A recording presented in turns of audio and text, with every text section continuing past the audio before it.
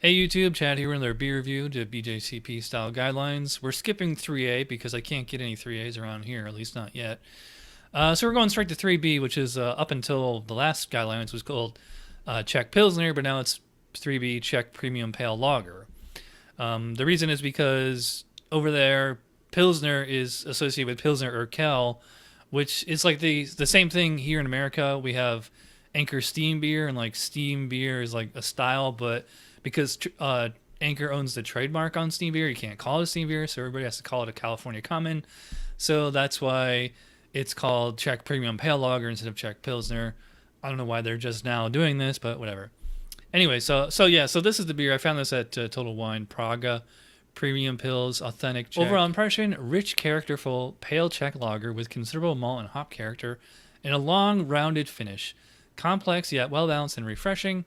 The malt flavors are complex for a Pilsner type beer, and the bitterness is strong but clean and without harshness, which gives a rounded impression that enhances drinkability. That is a really long run-on sentence and a very hyperbolic description. Don't know who wrote that, but that's a lot of words there. You should read. I'm going to put the vitals here first, but the comments, history, characteristic, ingredients. I mean, you can read all that, and they mention like the history of Pilsner Urquell and things like that. As far as the vitals, 30 to 45 IBUs. That's actually pretty hoppy, but very bright. SRM 3.5 to 6. 4.2 to 5.8, very light beer. Style comparison: more color, malt richness, and body than a German Pils, with a fuller finish and a cleaner, softer impression, stronger than a Czech Pale Lager. That would be a 3A. So, all right, so let's move right into the Praga here. So, got my Pilsner glass, my Chad's. Oh man, I spilled a little. Let's give it a whiff here. Well, the first thing I smell, unfortunately, is skunk, but I mean, it's a green bottle. But I don't mind the skunky smell as much. And a lot of the what we call skunk is a lot of that is from those noble hops, especially Saz hops, that have like that really spicy, peppery aroma and taste to them. Anyways, kind of bready. Definitely a bready malt presence there. I would not call it sweet. It's more like just bread than sweetness. Like, I guess they call it like grainy malt kind of a aroma. Let's see what the specs say. Medium to medium high bready rich malt and medium low to medium high spicy floral or herbal hop bouquet. I mean, I would agree with that. I would say medium bready rich malt. Yeah, I agree with that.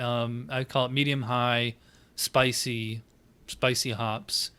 Though the balance between the malt and hops may vary, the interplay is rich and complex. I agree with that. It's I mean, especially once I get into this, but I mean, I can smell both a lot of hops and a lot of malt in this. Light diacetyl or very low fruity hop-derived esters are acceptable, but need not be present. I don't think they mean by hop-derived esters, because esters are yeast-derived, not hop-derived, but I don't know. So yeah, so I mean, it's right there for the specs, aside from just being a little too skunky for my preference. So I'm gonna give that a 9 out of 12. I mean, it's definitely right there. It's just that skunk is a little annoying, but can tolerate it. Appearance: gold to deep gold color, brilliant to very clear clarity. That's again redundant. Dense, long-lasting, creamy white head. Well, I mean, you can see on that, not so much. But yeah, I would call that. Wow, it's definitely a beautiful shade of gold. Very clear body. I say like 2 to 5 SRM. Had like a little bit more foam when I poured it, but once I can swirl that up, we'll probably get it back. So and in the guidelines say 3.5 to 6 SRM, so it's within the color. It's just really not holding the head as of right now, probably because I've been sitting here and I'm talking instead of drinking. I'll give that a 2, and I'll reserve the right to come back to that. Flavor, well, let's see. Cheers. Yeah, so peppery, spicy hops up front. I can taste the malt as the backbone throughout the entire thing, and then once it crescends, whatever, once it hits the apex, start going down, get like a really, well, not like really sweet, but definitely a sweet kind of bready malt flavor. Real like kind of grainy malts. just like real bread, nothing like sugary or artificial or anything like that. Sweet, a little bit of like graham cracker, like I said. Not like the kind of sweetness of like a 𝗏𝗶𝗀𝗺. It's just more of like, it's more like real bread. On the finish, you get a little bit of combination of both, like the peppery hops and a little bit of bready malt. Real interesting interplay because you have that sweetness and the spiciness at the same time. Yeah, really interesting. Tastes pretty good. The skunk, to me, it's not bad, but I think like a newbie, this would probably annoy him. Let's see what the specs say. Rich, complex, bready maltiness. I agree with that.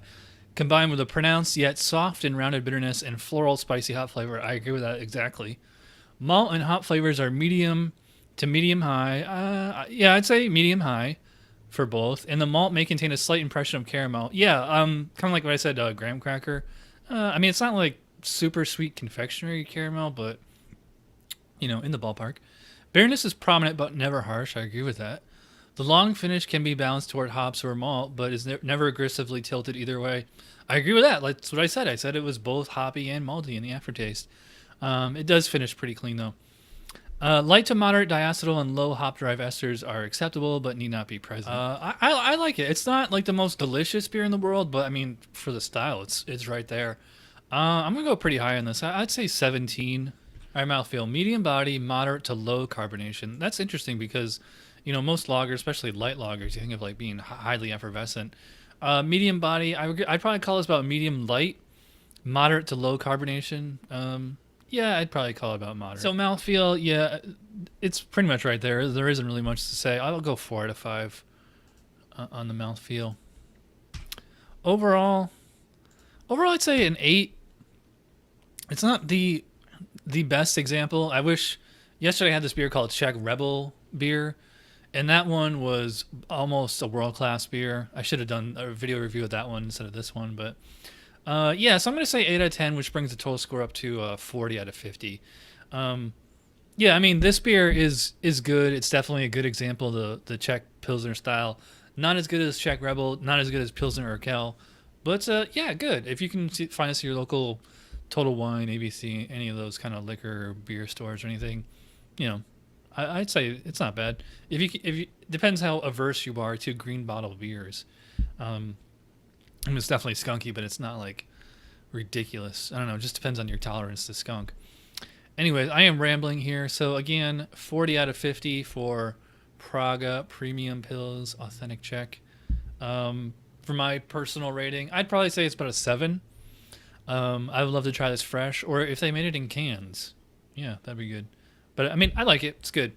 So thanks for watching. I'll see you guys next time. Cheers.